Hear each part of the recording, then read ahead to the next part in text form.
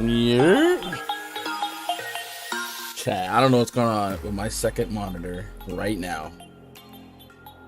But every time, I don't know how to explain it, but it's just like strobe lighting on me every time I try to set the Streamlabs at a certain angle to have Raj up. I don't know. I don't know. What's up, chat? Happy, what is it, Tuesday? Happy Tuesday, January 11th, 2022. Let's get Raj in the building.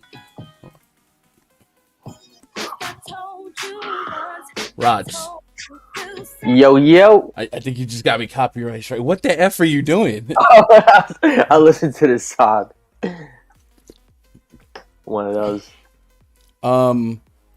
Okay. You need a minute? Should I come back? I'm good. All right. I'm waiting on you. I was like, oh, where is he? I was like, all right, let me listen to this song. I was like, oh, what a classic back in the day. Yeah. Well, who was it? I felt like I recognized that. Who were you listening to? Oh, that was like Keisha Cole and Diddy with Last Night. Okay. Wow. Yeah. This weird pregame. I mean, it's a vibe. I was like, yo, that song was a real vibe. Like It's been a minute. It's been a while since I listened to that. So it's like, all right. Oh, yeah. Chat, what's up, chat? Happy Tuesday, like we said. Last night, Domantas Sabonis led the entire slate in fantasy points. That game hit some overtime. Didn't quite get an overtime score, just 101 to 98. But Sabonis got himself a triple-double with 23 rebounds in 45 minutes. I was gonna say he still hit his real life points prop, which is annoying. Hit the over on that. I'm like, this guy has a great game, but still doesn't hit his prop. That's why your boy bets fantasy points. Jaylen Brown, second on the entire slate with fantasy points, 44 minutes for him, 15 rebounds for him, 26 real points, 6 assists. And then Chris Middleton was third against the Hornets. We kind of expected Middleton to be a strong play, maybe not that strong. Giannis Antetokounmpo fourth. Kevin Durant fifth with 56 fantasy points. He became an exponentially stronger play after the stream yesterday as James Harden was ruled out. So kudos to him. Joel Embiid, 55. And then Hassan Whiteside and Cade Cunningham. If you've been at the slot machine on these two, on either side, especially Fanduel with Cade Cunningham being so cheap, they got you over 100 combined fantasy points. So the Whiteside tilt was real for those of you that gave up on him. And then those of you that stayed at the slot machine, kept putting your quarters in it, you got your reward. So old Edith that didn't come down behind you and steal your tokens. Past that, Jared Allen, Anthony Simons, Terry Rozier, Robert Williams, Donovan Mitchell, RJ Barrett, Tyrese Halliburton, Rocco, Kyrie, DeJounte Murray. For the for the size slate that it was, there really wasn't like a ton of 50-60 fantasy points, like not a lot of broken scores. So yeah, it was fun. Hopefully you guys did all right. Raj, I think we were talking about some prize picks till I missed my Kyrie over by a bucket. One bucket. But I mean, him and Durant, I missed them both by a bucket, you know, and sometimes it's gonna roll that way. I gotta get back on the train and get it. I was good though, because I don't watch college football, but they had one for half a passing yard for one of the quarterbacks. Yeah. And I just maxed that with Joel Embiid over 4 assists, and that was a pretty easy hit. So hopefully you guys out there made a little scratch on PrizePicks. Saw a couple of screenshots in the Discord last night. Even Nakrizi had a top 10 finish or something like that yesterday. Really solid, balanced lineup. So hopefully you guys out there in YouTube land also experienced some success last night. If not, there's always tomorrow, and tomorrow is today. Shout out to the chat here. What up, Quinn? What up, Renza? Dang Lazy Mofo. GS Luca. Arizona Drama said that's a female song. That's a banger. Shout out Keisha Cole with some bangers back in their day. I mean, a lot of females do love this song, but you know, great music, baby. Raj, without details, did you hear the recent Drake story? I saw that. Yes, sir. She tried to get that bag. She tried to get that check. I don't know if it's real. I mean, why wouldn't he just like flush it and get rid of it? You know what I mean? That's yeah. So I don't think it's real, but hey, I mean, I wouldn't be surprised if girls really try to do that with a guy like Drake. Maybe, man. I don't know. I saw it. I laughed, and then Yeah, whatever. If it's true, then yeah, I can't believe she admitted I it. mean, he's doing something right. I mean, the fact that he only has one baby mama, and Let's I'm sure he's go said his thing home. today. Yeah, so. Hey, Young C. Young C with the 10. Shout out to Gun and Raj making DFS great again. Love y'all, my bros. Hey, let's go. That's love. That's love. That's love, Young C. Young C with the new album out. Check it out. New album, Young C Music. Check him out on Spotify, YouTube. Young C. Yo, I woke up today. I had a missed call from Young C. I was like, is this real? I thought I was messed up. What the heck? But he tried to call me on Discord. Sounded like he needs some help with his optimizer. So I will make a concerted effort. We'll carve out some time in the first maybe 30 minutes of the pre-lock. 20 minutes, 20, 30 minutes. So if you guys are also in VIP, not quite sure, you need some touching up on Crunch or whatever, make sure you're there in the pre-lock voice chat, and we'll try and tackle any issues you might have. Shout out to Young C for the $10, man. I appreciate that. Josh Jennings, Jay Smooth. Josh says best cover art ever. We had to get Kyle Kuzma a thumbnail, man. I say whatever. What up, Adine? JNY sales of triple XL sweaters like it's 2002 again. Bro, we can't. I mean, if you're gonna put up buckets like he's been putting up, that's true. You can dress however you want. Give him that. He's been playing well, balling out. He got them Dennis Rodman rebounds, man. Not Oh, Rod, you're killing me. You're killing me. You're effing killing me. A package called me, bro. How does a package call you? That doesn't even make sense. I mean, hey, shout out DHL Express. They might be at the door. Hold up, they might be at the door right now. So they're calling me. Let me go check. I'm gonna edit this and say that we got swatted, and then just like cut to a clip of a SWAT team tackling somebody. Dang lazy mofo says Kyle Kuzma starring in Sweater NATO. Oof. Who am I missing? What up, Luke? Yo, shout out to Luke. If you guys haven't seen Luke's content yet, he's got really good golf stuff up there. So click on his name in the chat. Go get sub. What up, Big Bino? Finally made it on time. Tell you, boy, I understand he ain't get an answer last night, but we here for DFS today. Yes, sir. What up, Skimmer? Jenna? Josh plays that dumb. Now you already know. What up, Victor? Corey Joseph Doubtful. We did see that. What up, Daku Cat? Mia Moore in chat. Lorenza says trying to drop that Mitch Rob play of the day at center. Let's go. Hey, that's what she get. Yo, everyone hates Chris. I feel that. I do. Going dumpster diving for a little juice. Zubac is my Mitch Robert player today under fight. Okay, Lorenzo, I can get behind that. Bobo will break the slate. I think Bobo is officially out.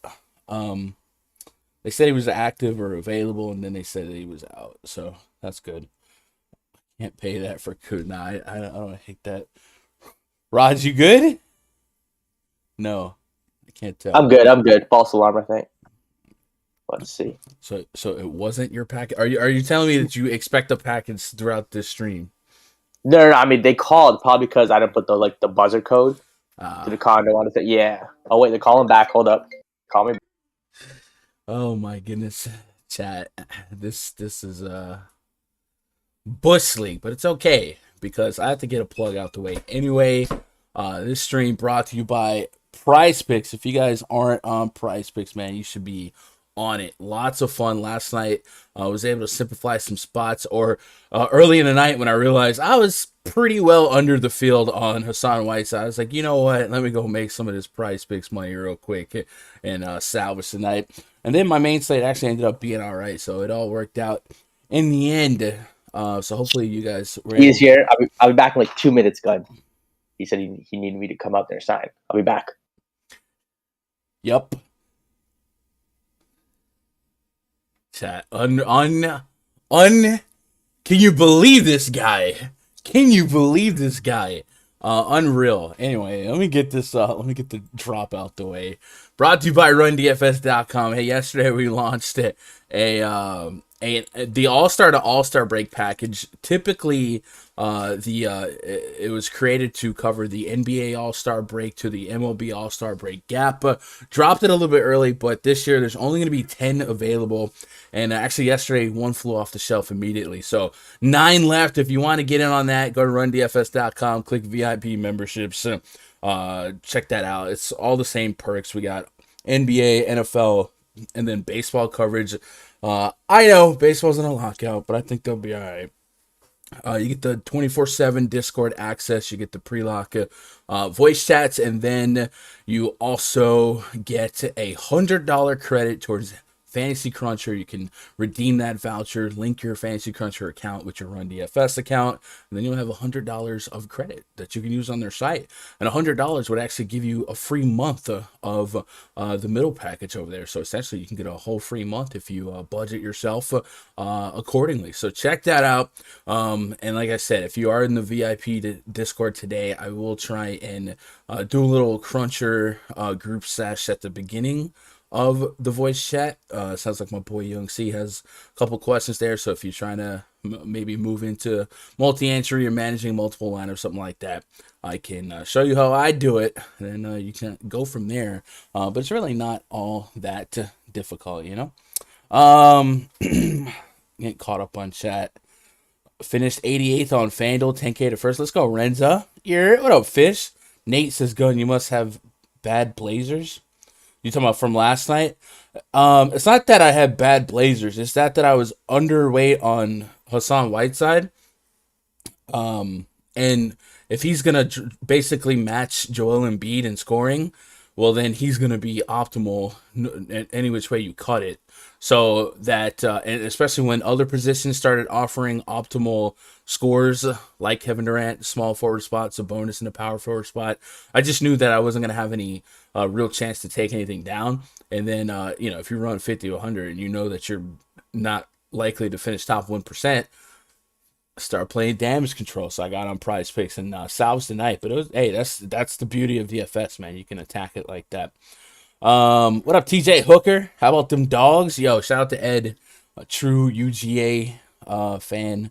Always, it's part of his gimmick, man. So shout out to Ed. I'm happy whenever I know someone that is a true fan of a certain team and that team wins. I'm happy for them, except Astros fans. I'm sorry, just kidding. Had Rob, Cove, Allen, and Garland. Nice. Genesis trying to learn this DFS, having a hard time figuring out how many low-owned players are needed in a lineup. I noticed move up real fast when my low-owned players do well. Yeah, that's why if you listen to a lot of tournament players speak, the term leverage gets thrown around, and it's easier to gain leverage on the field if you are able to latch on to a great play that is projected to be low-owned pre-flop and ends up ultimately low-owned after the fact. But yeah, it's a battle because obviously there's great plays that are chalk. Yesterday, Whiteside over 50% on DraftKings. You just kind of have to get lucky in some spots, but also just kind of identify what could possibly be bad chalk or find just like good pivots. And one of the easiest way to find a pivot is just like look at projections and players that are similar price point. If you could say there's an AK player projected for 40 fantasy points at 30% own, and there's an AK player projected for 38 fantasy points at 10% own, you just kind of play them and hope standard deviation and a little bit of variance goes your way. So the scary part is that ultimately you need to train yourself to be a little bit more numb to the results because mathematically you're playing the long game. The right move is always the variant result in a one-day sample size. But long term, if you keep making those type of moves, it should come back and benefit you in the end. You just have to be disciplined and stay patient, and then not overthink 1 day, 2 day results. Like last couple of slates are a great example. Whiteside was a horrible play results wise for two slates. And then yesterday he goes 2K up in price. And I tell you what, a couple years back, he would not have been 50% owned still. After two duds. Yeah, it feels kind of cranked up. You get your package there, sir? I did. He wanted me to go like pick it up in the lobby from him. I'm like, okay, sure.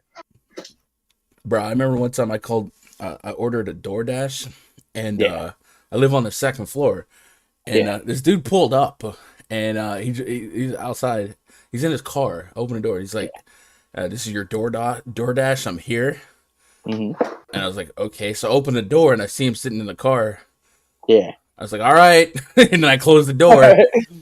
It's like, I'm here. And he's like, I'm not coming down the stairs to get my DoorDash, bro. you One of bring it up those, I to got me. you. Yep. I don't know. I think he was new. But yeah, same with the package guy. I was like, no, you can come up here, bro. But especially, I guess package is a little different. There's the shot. But DoorDash guy's getting tipped to come bring me. I'm 100%. Yeah. What is it? Your headphones? No, it was an air fryer. An air fryer. Yeah, I got a new air fryer. Mr. Jim's. Yeah, air fryer. That's why you got an air fryer to keep fried foods healthy. Yes, or try to.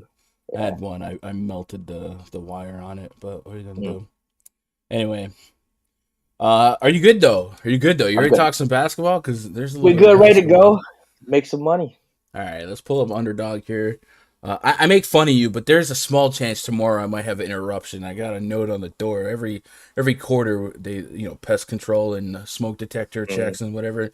And they never really have a fluid time. It's like getting cable installed, right? Yeah. Like, between like 12 and 6. It's just be available Tuesday between 10 a.m. and Friday. Yeah. Oh, okay. Yeah. Oh, just that's real, for sure. Whatever. So I don't know. Hopefully tomorrow they come either early or late. Key news to watch as of 3 p.m. Eastern: Scotty Barnes questionable, Gary Trent Jr. questionable, Steven Adams questionable, and then Patrick Beverley is probable. And I think that's most of the pertinent news regarding today. Bobo will not make his debut.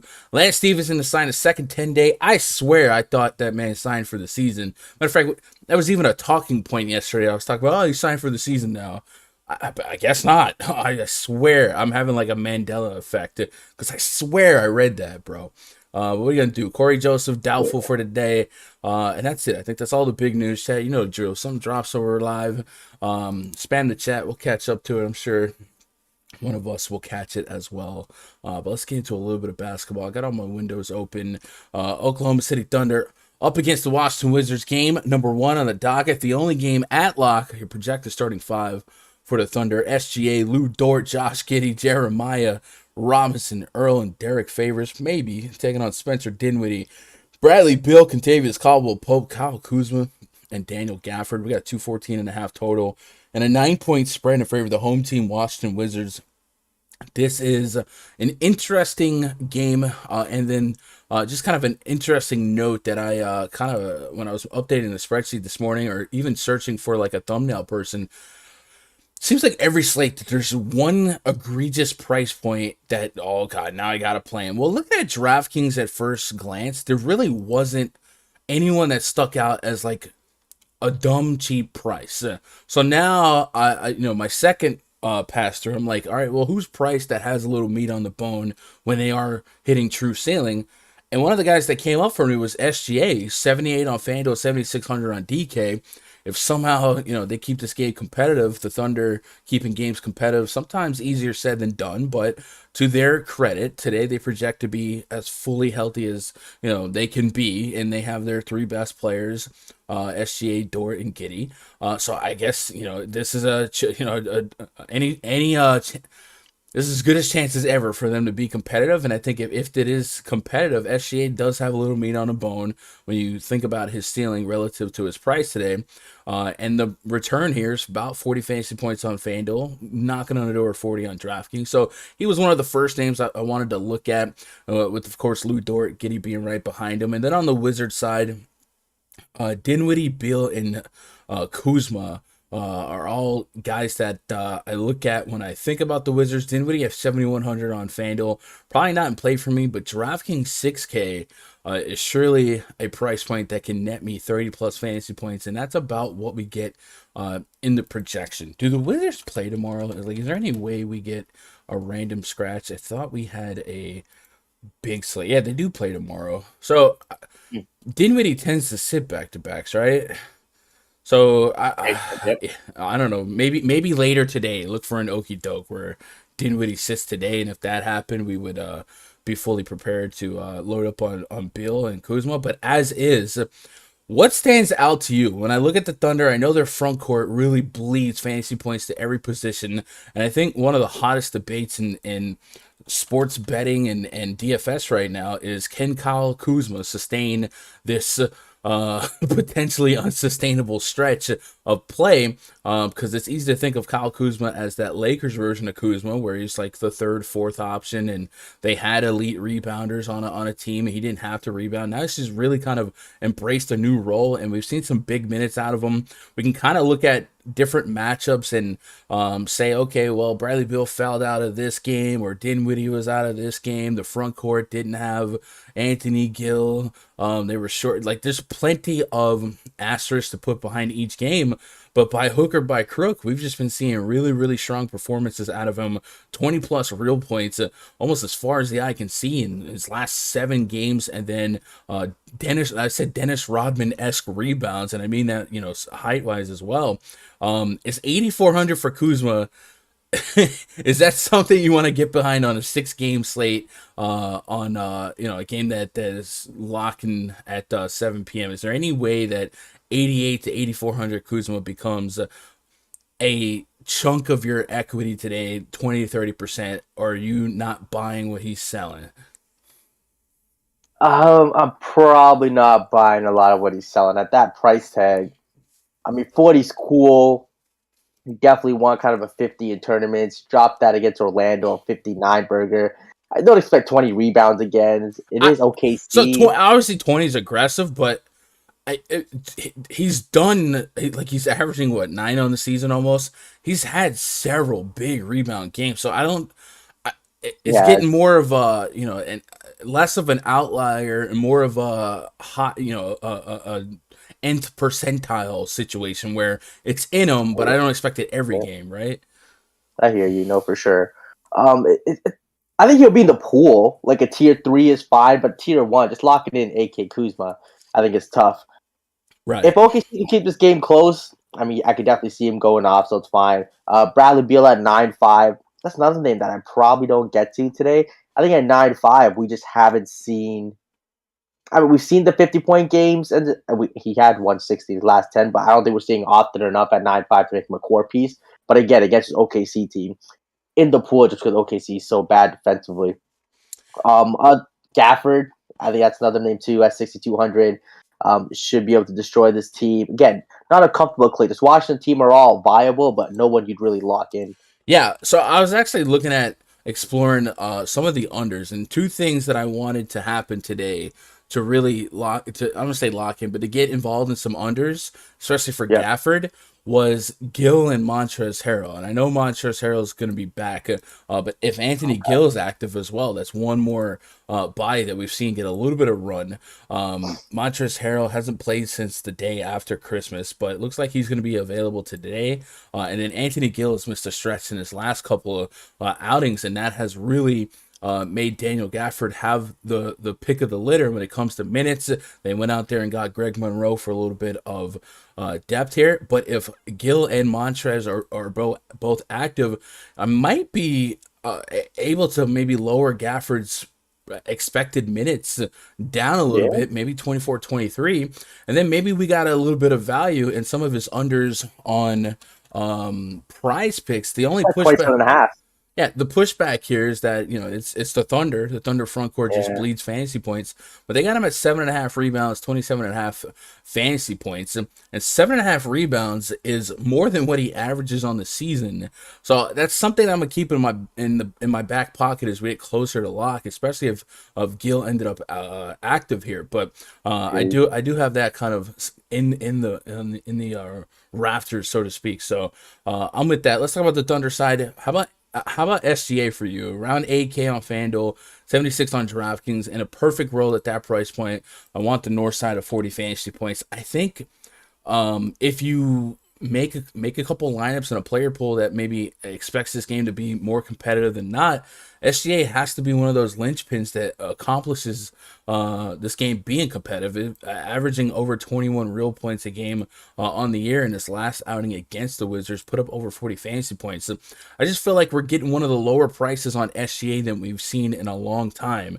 It wasn't but 4 games ago he was $1,200 more expensive, and I know the output here hasn't been rewarding by any stretch of the imagination, but it's one of those volatile floors, volatile medians, but points per dollar, looking at the price, I think there's a ceiling to be had on this price. So SGA is kind of a thought for me. What do you do with the Thunder? Thunder said, yeah, you mentioned SGA. He's definitely, like I said, I thought the Washington defense isn't what it was when they first started off the year. They're taking a step back. So at 7,600, he definitely has some upside here, 50-point upside. So I'll take it. Again, not a tier 1, probably a tier 3 play, a 10, 20%er. Just lately, just hasn't been chucking the shots his past few games. 14 shots, 11 to 15 shot attempts. He's been shooting poorly too. So in a little bit of a rut here. OKC is always in danger of getting blown out because they're just so bad. But yeah, definitely someone you can have in the pool. A guy like Lou Dort, I think that's another guy who, if this game stays close, he'll have to kind of be a catalyst here, maybe 20 real-life points, get you 30, 35. But again, none of these guys are really comfortable clicks. So let's go use an on-off court tool here and kind of put Dort, Giddey, SGA together. The front court for the Thunder tends to change game to game, so I'm not going to stress out on the front court in terms of this query. But putting SGA, Dort, and Giddey on the court together this season, we have seen SGA have just a 22.5% usage rate, which might surprise some people. And all three are averaging less than you might expect, with Giddey leading the pack at over a fantasy point per minute. So maybe it's a little bit of fool's gold, but I do think that if this game stays close, we're going to need a strong SGA game. So I probably introduce him as a tier 3. And then projection system really likes some Josh Giddey today at 6,600 on FanDuel. I'm getting nearly a 40 fantasy point bring back here, and he's becoming a guy that just does everything, stuffs the stat sheet, and kind of like Kuzma, there's a Dort was out here, or SGA was out here, right? There's always like an asterisk behind the game, but the eye test. This man is active and he's involved and he does a little bit of everything. So I do think maybe at under 7K on both sides, there is a room for a floor and room for a ceiling to be another catalyst in this game, staying competitive. And against the Wizards, maybe at 6,600 on FanDuel, that 40 fantasy point projection means something. And I think it would in a forward spot. So I'm behind a couple plays here, but I think altogether, no strict warm and fuzzies. Like I said, Wizards are on night one of a back-to-back. Seems like they tend to rest Dinwiddie the second night. But if it came out later that Dinwiddie was not going to play this leg and they, ran it back against the Magic tomorrow without him, it wouldn't surprise me, and I would just kind of be prepared. So just as a theoretical what if that did happen, would $9,500 Bradley Beal be something you get to without thinking too hard? If he rests, Right. Dinwiddie rests, absolutely. I think he'd probably be a tier 2, maybe even a tier 1 play. I mean, do I give Kuzma even more of a bump too? Right. I think all the way around. Now, again, I just want to preface, I think he'll play the home game, and I don't know if it's tomorrow away or not, but I'm not expecting him to rest, but I will say on a back-to-back, with that being the kind of the precedent on the season, it wouldn't be a stunner. But tomorrow they are at home again tomorrow, so maybe keep an eye on that. And hopefully the sites get ahead of a Beal price point for tomorrow, and he's not free. Let's get caught up on chat for move on to the next one. Quinn says Hachimura is back too. So you're telling me Hachimura, Montrezl Harrell, potentially Anthony Gill. Yeah, plenty of reason to like some unders all the way around, Kuzma included, but especially Gafford. Because I don't know that Gafford's minutes were like low 20s, weren't they? Let me see something here. Daniel Gafford, KP by game log with Montrezl Harrell last 10 games. Really, I want to focus on minutes in this query. But yeah, 22, 26, 28, 20, 22, a lot of low 20s, and the rebounds 8, 6, 9. Okay, they're all over the road as well. I hate that it's the Thunder. Thunder are a matchup that I really like for bigs, but there's enough push down for maybe getting behind some of these unders for the Wizards side here. Let's get caught up on chat for Aunt Marie says Chalky SGA always ruins my lineup. Is he projected as chalk? I haven't got a pulse on ownerships yet. It wouldn't surprise me though. Like I said, it felt like pricing was for the most part okay and efficient on DraftKings. Nothing was standing out sans some news, right? Nate says, the Wizards still a pace-up team? No, this year they've been a pretty slow pace. When at full health, they did look like a strong defense to start the season. They've regressed a little bit, and then there's that big stretch of COVID hits throughout the league, so there is a lot of wonkiness in some of the team metrics. But generally, if we just look at the year sample size for the Wizards as a whole, Washington's going to look closer to league average than anything. Also, actually coming in bottom 10, but like I said, they're coming off a stretch where they're missing quite a bit. But no, they're still they've been medium to low pace this season versus last year and the year before, where they were the fastest pace, worst defense. It was crazy. What up, Crispy? Ron Sans hoodie, what up? Man, I don't know. Raj be like, he'd be like, I don't know. Some days he wants to dress up in the cut, in the fit. You got your got a long sleeve. Sleeve. That's your reservations at Chili's on a Wednesday outfit. I mean, I don't even think we got a Chili's over here. Yeah, I don't know. I haven't been to Chili's in a hot minute. Everyone hates Chris. I'm glad Kuzma's playing good, but I ain't paying him at 8,400 or whatever he is. I think that's ultimately that's fair. I think the most down to earth assessment of this game is, okay, Wizards are healthy now. These guys don't have to play 40 minutes. It's nearly a double digit point spread, so like we don't have to prioritize anything. But if that's going to be like the field's majority line of thinking, well then might get a little bit of Kuzma. It depends on ownership at that price point. But nothing that I'm from this far out thinking about prioritizing. Luke says Darius Baisley has truly hit rock bottom, 3,800 on DK. Yeah, and I'm still getting about a point per minute on DK, a little less, but nothing worth prioritizing. Nobody wants to pay for Kuz, so I just might, says Aunt Maurice. I can get behind that. That's the kind of my line of thinking. If he's like super contrarian, I might get a little chunk of him. Are we missing anything else here? SCS price is juicy. Yup. Bobby Schmurder says Rod's looking like a middle linebacker. I mean, I feel like I'm more of a wide receiver myself, but that's cool. Yeah, I bet you are. I mean, yeah, catching touchdowns. Suns at the Raptors. Project starting five for the Suns. Chris Paul, Devin Booker, McCall Bridges, Jay Crowder, DeAndre Ayton. Taking on Fred VanVleet, Gary Trent, OG Anunoby, Scotty Barnes, maybe Pascal Siakam. Raj, what position do you think I play? You definitely like left tackle, right tackle, or center. Yeah, not center. You're not finna. Okay. Bro, I remember in the middle of a game, our center went down, and coach was like, "Gun, can you?" I was like, "No, I can't. No, I can't.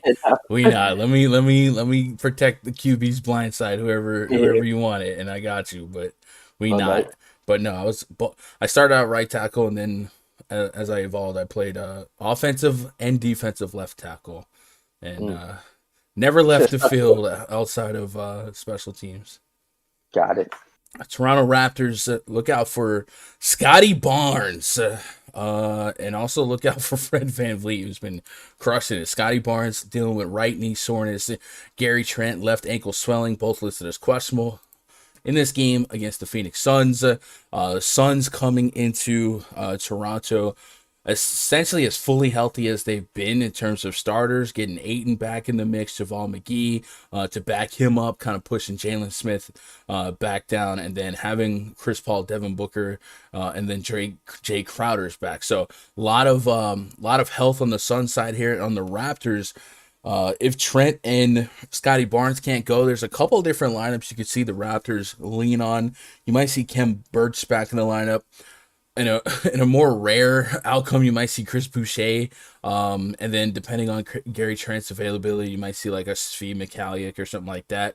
Ultimately, if I wanted to lean on this game and kind of trust it to be a competitive shootout, we got 220 plus total, 4-point spread. Suns, of course, a high-paced team. Raptors, not as much, so they're going to maybe get a couple extra implied possessions. A guy that we know is going to be out there for almost every one of those possessions, Fred VanVleet. 9,600 on DraftKings. This is a click. This is a click. 39, 36, 39 minutes his last couple games. Back-to-back 30-plus real point games. He scored 30-plus real points in 5 of his last 6 games. Is catching a Suns team that I always say, yeah, they have some solid defenders, but their pace really kind of allows us to compensate for how okay their defense is, right? The Suns have the number 4 pace in all of basketball, while still sustaining a pretty solid defensive rating, the second best defense in basketball. So it is a spot where I do like tempting fate there with that number, and I like the 9+ K Fred VanVleet, but more so I like the 37+ minutes. And then if you take out a Barnes or a Trent, it just becomes that much better. But no matter what the rotation is, I think VanVleet is a pretty good standalone play here. Pascal Siakam's another name to meditate on. Raj, this is your team, so I'll kind of let you lead the biased way here. But I don't pre-flop feel like I'm often getting a fantastic deal from Siakam or VanVleet. Like, I need 50+. But with pricing being as what I think is as efficient as you might expect on a slate like this, I think 50 could be enough to, make that dog life, that dog a hunt, right? So what are your leans on the Raptors? And I guess if Scotty Barnes didn't play and or Gary Trent, how confident would you be in this game? 1, staying competitive, and 2, the next man ups, potentially a Mikaliuk or somebody like that, Precious Achua, maybe even. What are you doing with this game? I love this game. Probably my favorite game on the slate. Just scoring wise, I think it'll be the highest scoring game on the slate. And this Phoenix team, like I said, they run a fast pace, even with everyone healthy and having good defenders. The Raptors will be able to score. The Raptors have been playing well lately. Definitely going to be in some high scoring games. And it's going to be a shootout. So give me VanVleet, give me Siakam. I love Devin Booker at 8,600. I think it's the 30 real life point spot for him. Get some peripherals, could be a 50 bomb for him. So I like that. I think Chris Paul is intriguing at 7,700. Double spot for him. I think you can see a really big game for him here. 18, 20 real life points, 15 assists here. Give me some of him in the pool. DeAndre Ayton, I think, is intriguing. 7,200. Centers do tend to go off against the Raptors. I could see him getting quite a few easy buckets against the Chua defense here. So, I just kind of like this game. If you can fit these guys in, stack it up, and find the value to stack it up. Stack it up. Stack up the Raptors. So I'm a little bit more privy to the Suns side, but maybe that's because I don't like paying what I think is ceiling prices if I can help it. And I feel like we're definitely getting somewhat of ceiling prices for the Raptors. But I might... Okay, so let me ask you this. How often do you expect Siakam and VanVleet to coincide? Are we going to approach the... Like yesterday, and I even stopped to talk about it with Jaylen Brown, Jason Tatum. Seems like I find myself splitting them, saying put them in the player group, say at most one of these two in a lineup. Do you think that's viable with Siakam and VanVleet, or do you think they can live together? So I think if Gary Trent and Scotty Barnes, if one of those guys out, they can definitely live together. Both out 100%. If they're all in, I think it's a little bit more of a struggle at these prices. But I could still see dueling 50, even 60 bombs in ceiling games. Like, if Barnes is out, I got to throw in OG and Nunn in there too. I don't mind getting all 3 of those Raptors in there because the coach is going to play in the minutes. They have all the usage. I think it's a great spot, and it's really going to come down to how much I love them with the news. If they're all in, I like them. If Gary Trent and Scotty Barnes are out, tier 1 VanVleet, tier 1 Siakam, tier 1 OG. I pulled up the last 10 games for fantasy of Siakam and VanVleet. There's a little bit of coexisting 50+ fantasy point games, so it's not a must, but it is something I'm thinking about. But matchup wise, like I said, I think the Suns offer me a little bit more meat on the bone at their price points. And if we can paint this game being competitive, Chris Paul, Devin Booker, DeAndre Ayton being kind of like the core 3 of my interest for the Suns, the usage guys. I put them on the court at the same time, and no surprise, Devin Booker leads the team in usage, 29.5%, 1.14 DraftKings points per minute, Ayton 1.16, Chris Paul 1.11. So the stackability factor of the Suns does exist, and it's pretty doggone high. And then also Cameron Johnson is out for the Suns, and I know Jay Crowder came back, but Cameron Johnson still represents a decent chunk of minutes that in his absence we might fill a couple extra to the starters, 32, 35, 35. So not that I love playing Jay Crowder, but when we start exploring potential value plays here, Jay Crowder could be a 30-plus minute kind of guy. For this split, you might see Mikal Bridges pick up some extra minutes, and 3,900 for Crowder is a price point that I'm okay with. I would like it, a little bit more if Barnes does sit, but there's definitely a game that I'm pretty interested in. A reminder to you guys out there, Toronto in the country is kind of shut down, so they're playing in front of nobody. So there's a little less energy, but with Chris Paul being as smart as he is, I do like that for his potential to easier get off plays and call stuff out. So Chris Paul at 7,700 on DraftKings.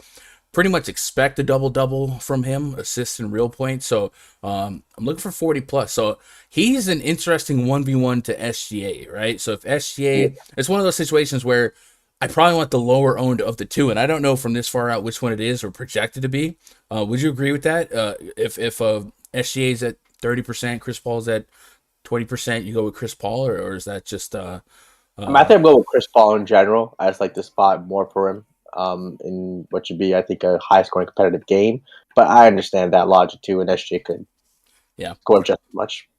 Devin Booker also as well. I think on both sides, you could logistically put them all together and probably combine for 120-plus fantasy points. And that's about what my soft projection is expecting.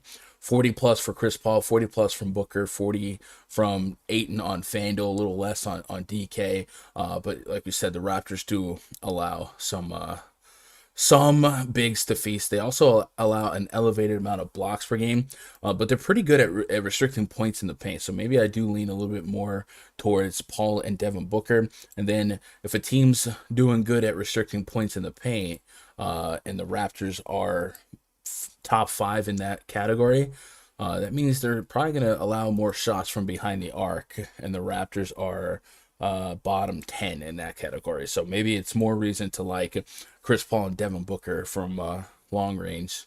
So I can get behind that line of thinking. Jay Crowder, 3,900. How confident are you in him being a solid value play 1 through 10? Yeah, I'm probably at like a 6 with him. I think he's an okay value play. I don't think he's like the value play. I haven't kind of found any core value guys in smash spots right now in 4K. So it could just be one of those days where you have to kind of spray around some guys under 4K and see which one hits. Yeah, like I said, no Cameron Johnson can only be a good thing. I know Crowder just came back, but kind of trusting him to kind of build that role, and then there might be some rotations where Mikal Bridges has to stretch out depending on what the Raptors lineup is. Let's get caught up on chat before we move on to the next one. J. Cole says Siakam destroys Ayton. I'm warming up to Siakam and Van Vliet together, but I gotta walk away with 100 fantasy points and 110 hopefully split down the middle, right?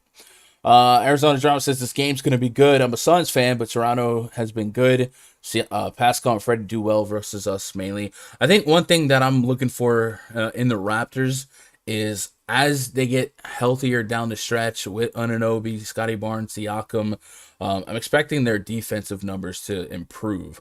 And like we said, they're already pretty strong against the interior scoring. But there's been so many stretches where they've been limping into games with half a roster. And I do think a fully healthy Raptors team is going to be an above average defense. And I don't think we're seeing that reflected in the season long metrics yet. But I think going forward, that might be something to keep an eye on. Matter of fact, how are they looking? I don't know, Toronto Raptors. Let's go defensive rating last 10 games. So they're at 113.9 the last 10 games. So that's actually worse than their season long. We'll see if that sustains. Michael Durbin says, I'm high on Gafford ownership. I'm high on Gafford. Ownership should go away now that Harrell's back. Okay. It's a good matchup.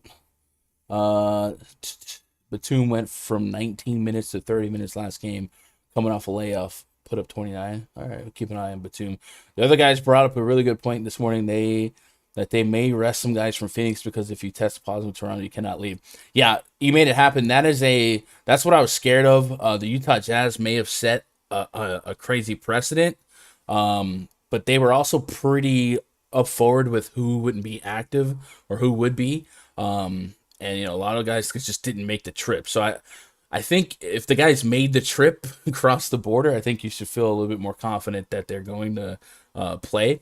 But yes, that is something, unfortunately, that we're going to have to watch for any Raptors home game for the time being. It's because you kind of get stuck in quarantine. And that's literally why the Utah Jazz rested their whole team the other day. But I think we would know that. Hopefully, we would know that by now. But keep an eye on it. Back this game. Yup. Gun. I know Gafford will only play like 26 minutes, but an OKC matchup. That could be 45 points on Fanduel. What are your thoughts on Gafford? I know it's a good matchup, but expecting almost 2 fantasy points per minute from Daniel Gafford, who's sharing the court with Beal and Kuzma, that's probably a little bit unrealistic. Strong. But if you're just looking for him to, pay off his price point, I don't think it's crazy. But like I said, I would expect a little bit of pushing down into his minutes with not just Harrell, but we mentioned Rui Hachimura back as well, which would just kind of be a rotational push down on anyone. And I wonder if Hachimura rests tonight or tomorrow too because of the back-to-back. Slate's gonna suck for value, and the only news you get so far is that Bol isn't playing. I think we'll get a curveball later that just opens something up. We'll see. Look it up on StatMuse. What I'm looking at, Siakam versus Ayton. I can. I don't get too caught up in BVP in terms of matchup. You know what I'm saying? But I'll look it up since you asked. Was it Siakam versus Ayton? Pascal Siakam DKP by Pascal by game log versus DeAndre Ayton last 10 games. 50-50, 50-60. Yeah, that's a pretty good stretch. None of it from this season, but yeah, really good stretch of fantasy games, I guess. Yeah, that's not gonna change the way I feel about him because I need 50 at this price point, but I guess that's a good call out. Bull smash take Lyles. He's been on fire. Lyles becomes a better play with the news that Bobo won't play, right? PrizePicks keeps hitting. Thanks for the solid content. I appreciate that, J. Rowe. Congrats on consistency on PrizePicks. My boy Raj celebrating that limit increase. Yeah, they did. They gave it to me. Wasn't so good first night, but we go that 5K screenshot coming. It's coming. 500 to 5K, baby. What are you gonna do? Pelicans at the T-Wolves, Pelicans hosting the T-Wolves. Next game on the docket. Project starting 5 for the T-Wolves. Patrick Beverly, D'Angelo Russell crossing over with Anthony Edwards, Jared Vanderbilt, Karl-Anthony Towns, the Big Cat, Ernie Ladd taking on Devontae Graham, Brandon Ingram, Josh Hart, Herbert Jones, and Jonas Valanciunas. We got 227 total, 3.5 point spread in favor of the visiting Minnesota Timberwolves. This game looks like it could be the most competitive, maybe outside of the Raptors game, with the high total. Matter of fact, a higher total than that Raptors game. So potentially the game to target with plenty of I can get their pricing. I think a fully healthy Timberwolves team does become a little difficult to navigate because there is so much volatility with each guy having a potential ceiling that could take away from the other ceiling. Cat versus Edwards versus D'Angelo Russell. I think more so I lean on Edwards versus Cat to have big ceiling games and maybe trickle down effect hurts everyone else.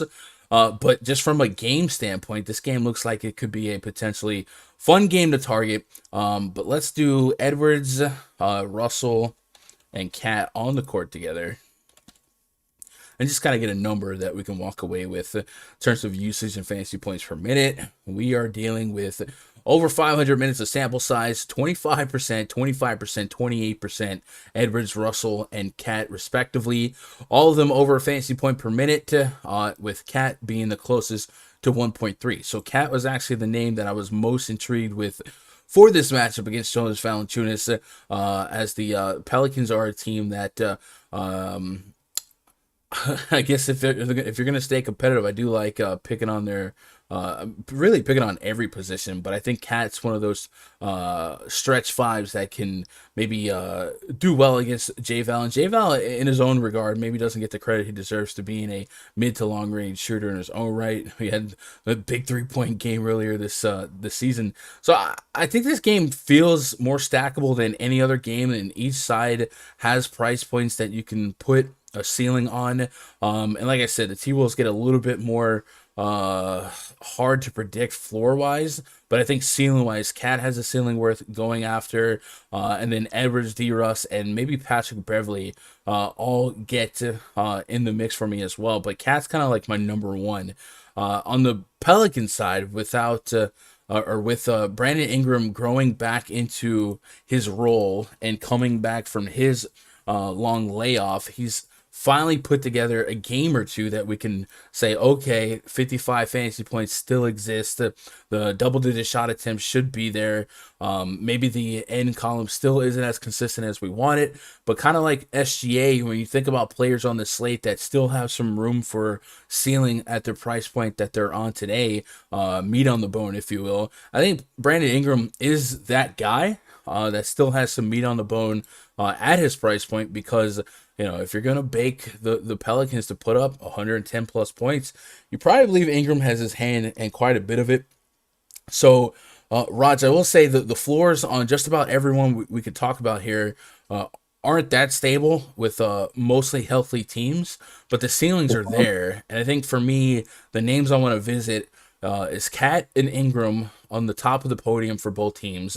And as we get behind that, J-Val, Anthony Edwards, maybe a little bit of Josh Hart. I think it's 6,300 on DraftKings. Josh Hart will get you 30 more than he won't. What names are standing out for you?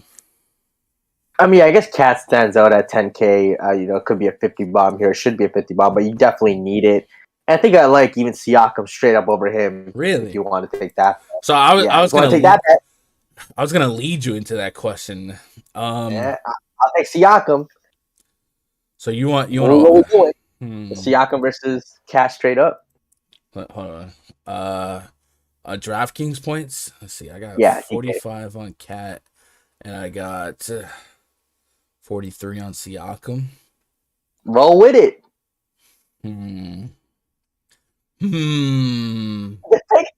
Roll with your boy Cat. How much? 25? 25.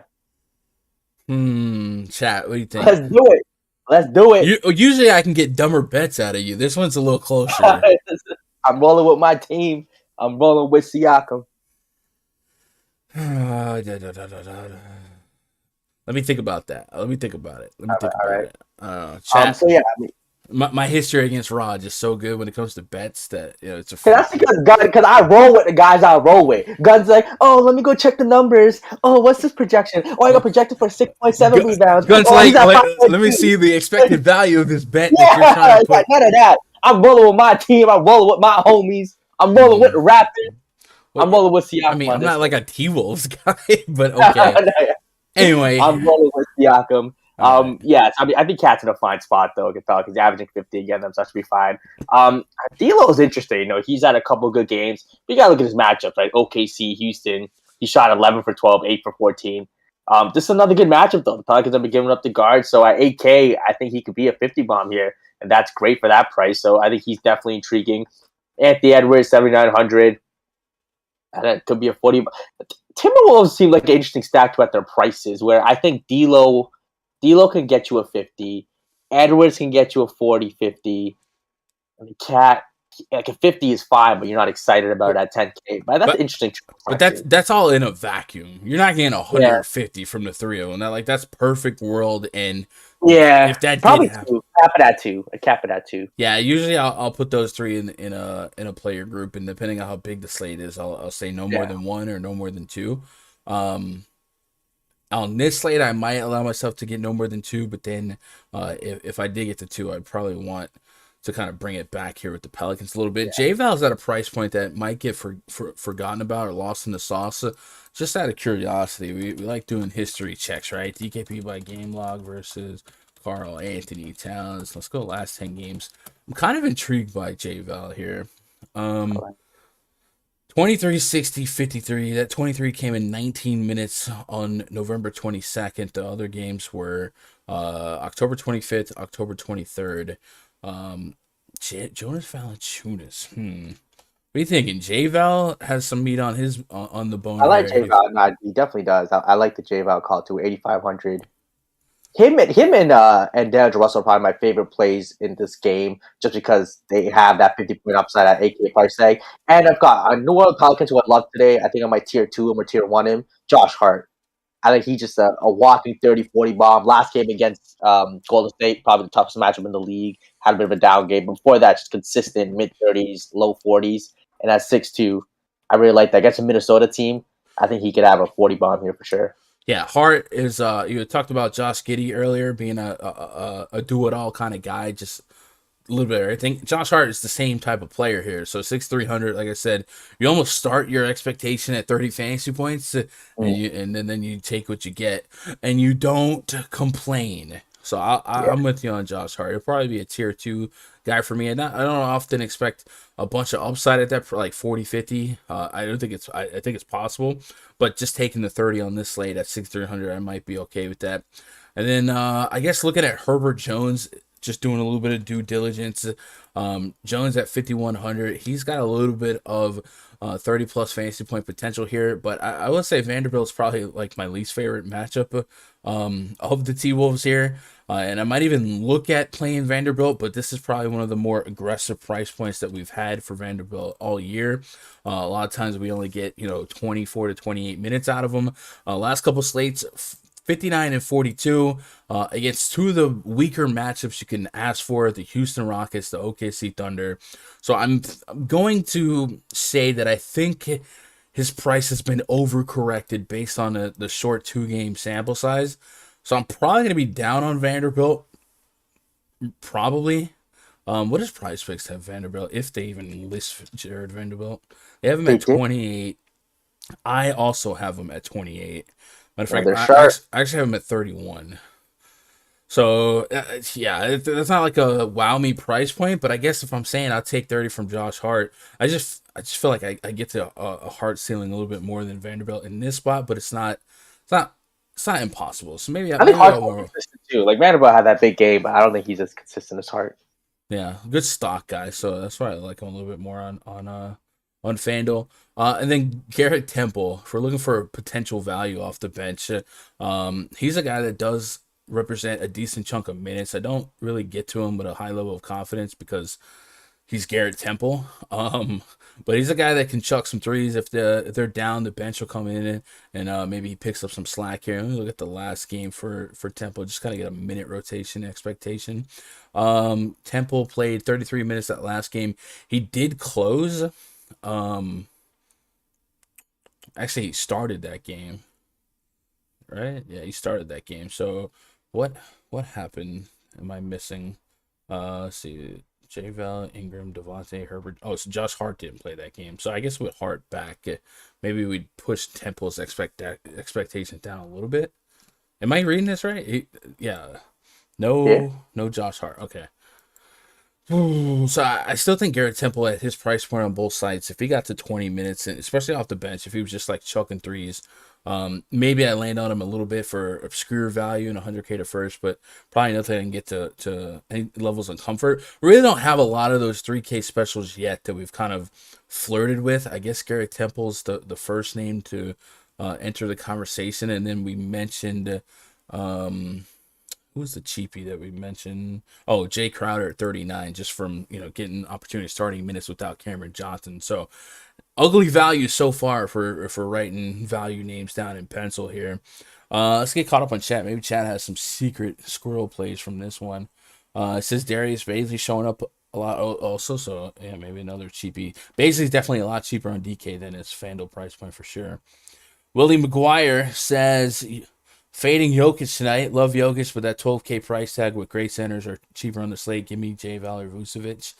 Yeah, and there's not a lot of value today, too. I do think the mid-tier, the balanced centers, they are really strong. I saw a point out Jokic did drop a 70 bomb against the Clippers last game, so I think fading Jokic is I think fading a guy, a 70 bomb on a 6-game slate, you probably need that if he goes for 70.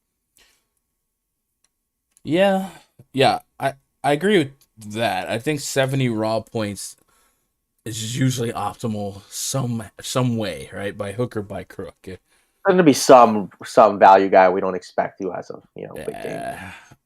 But there are, I will concede that it does feel like there's some 50s lurking in this center spot. Towns, I think, could get there. Siakam, Vucevic, we haven't talked about him yet, but certainly he can do their J-Val.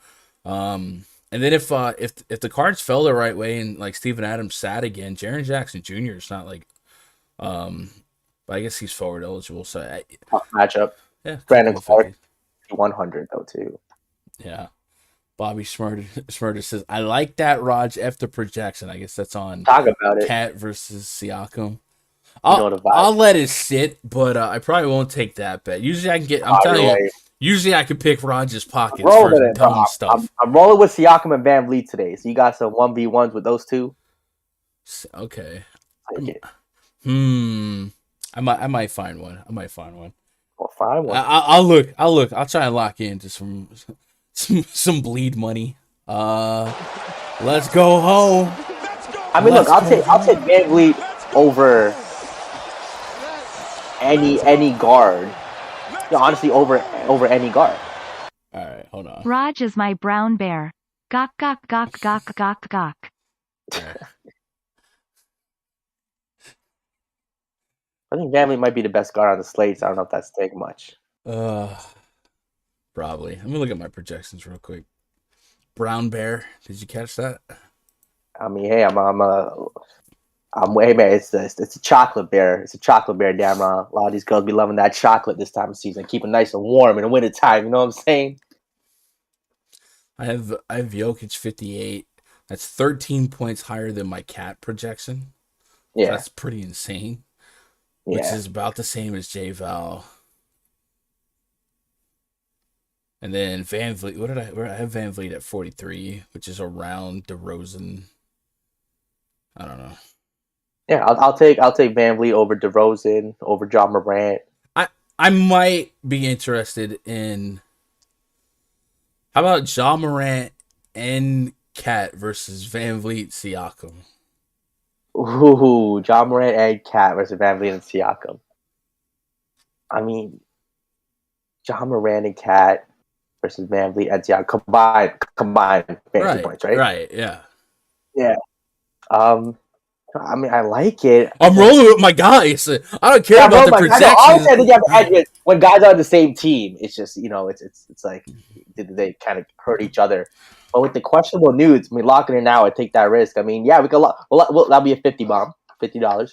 Oh, you want to go 50 now? Yeah. Oh wait, why are you slow rolling into there? You're like, I don't know, but we'll make it 50. I'm with it. So John Morant and Cat versus Van Vliet and Siakam. I'm with it. Lock it in. Chat, should I lock that in? Lock it in. Lock it in. Let me discuss that game before I lock that in because I haven't got a pulse on the Grizzlies news. German says I find it hard to fade Jokic. If you do better, you have a nice cushion ahead of the rest of the tournament. Yeah, but Jokic is later on, so if you got some strong table setters, you're good. Michael Durbin says, seen all your baseball content. Man, helped me out a lot this year. Just want to throw it a shout out. Man, I appreciate that, Mike. We'll definitely be back at it for baseball, hopefully in 2 months, 3 months, and they this lockout. I read that they're going to meet again here in a couple days, or within a week or so. So hopefully they get to the end of it ASAP. Valanciunas broke the slate in his first 2 matches against Towns on the season. Is my personal chalk tonight. I definitely like J-Val's upside, right? Anthony Gill is out. All right, cool. I still got Montrezl Harrell and Hachimura, so I guess I would still expect less minutes for Gafford than what he had been playing, but yeah. Gunn is out here playing Vegas mind games. Nah, man. He wanted it. He wanted a bit. Anyway, I think it's close. I think he has a bit of an edge, but I mean, like I said, I like the Phoenix game. A couple of these guys could be out. I'm rolling with it. all right, yo, shout out to Devin Weatherall and Matt MTG. They re-up some VIPs on RunDFS.com today. So if you get the VIP, you get the shout out on the stream. Pistons at the Bulls. Next game on the docket. Project starting five for the Pistons. Project the starting five for the Pistons. Project the starting five from the Department of Redundancy Department. Killian Hayes, Cade Cunningham, Ham Diallo, Sadiq Bey, and Isaiah Stewart taking on Lonzo Ball, Zach LaVine, Derek Jones Jr., DeMar DeRozan, and Nikola Vucevic. We got 220 total, 13.5 point spread. So this represents the largest spread on the slate. The only spread as of now that is double digits. We did get news that Kojo was doubtful, right? So we'd probably take him out. And then we also saw that Bol will not make his debut for the Pistons. So we might be able to take... I had 25 minutes on Kojo. I might be able to put those minutes a little bit more on Killian Hayes, a little extra minutes for Saban Lee, and then go from there. And then without Bol, you might feel a little bit stronger about considering Trey Lyles, who might have been protected from a blowout, or not protected, might have been game script proof anyway, but maybe becomes even more plausible today as we get maybe another day of him without Bobo. I don't know how many minutes we expect Bobo to really get. Hasn't been a minutes guy in the league yet, but if we look at the last couple games for Detroit, Trey Lyles has been the closer. He won't start, but he has tend to close over Isaiah Stewart. He did it in the Utah game, and then in the Magic game. We saw more of the same. He closed that game. Maybe the scoreboard induced a couple of these decisions, but we did see some coach speak that suggested maybe Isaiah Stewart didn't look 100%. And no matter what, I still like Isaiah Stewart and Trey Lyles at worst to be a split. And then Trey Lyles so far has won the seesaw edge and can play some four if they need him as well. So I do like the thought of Trey Lyles. The price point isn't anything like spectacular on either site, but there's still a 30 fantasy point projection that I'm getting back right now on 28 minutes. And that looks a little bit better at 4,900 on DraftKings. So something to keep in mind. The Bulls here, 9,400. Zach LaVine on DraftKings. Get this, 7,500 on Fanduel. Almost a $2,000 discrepancy. DeMar DeRozan on Fanduel, 82 versus 87 on DK. And then Vucevic right there nestled in at about 9K on both sites. Everyone individually has the ability to pay off that price point. On Fanduel, I'd be a little bit more likely to experience some overlap between LaVine and a DeRozan, or LaVine and a Vucevic, just because he's so cheap at that price point, averaging 26 real points a game. But generally, I might have to throttle my exposure on these Bulls going into the slate because we do have such a lopsided spread.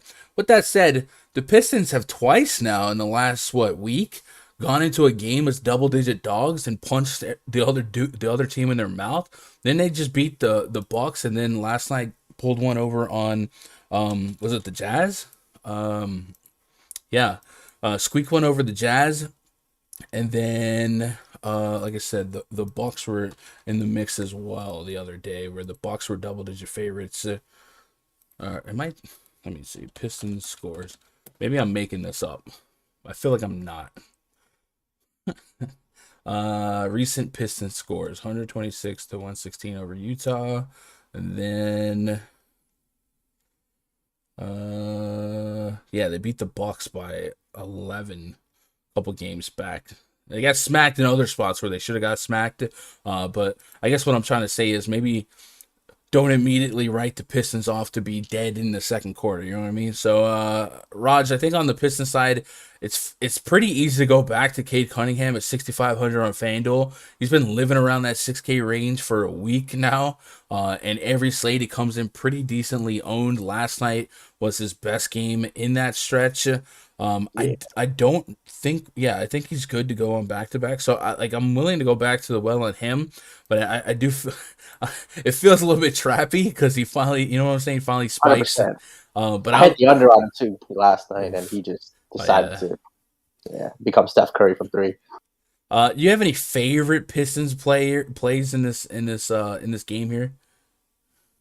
No, I think they just they played really well last game against Utah. Detroit is not a good team.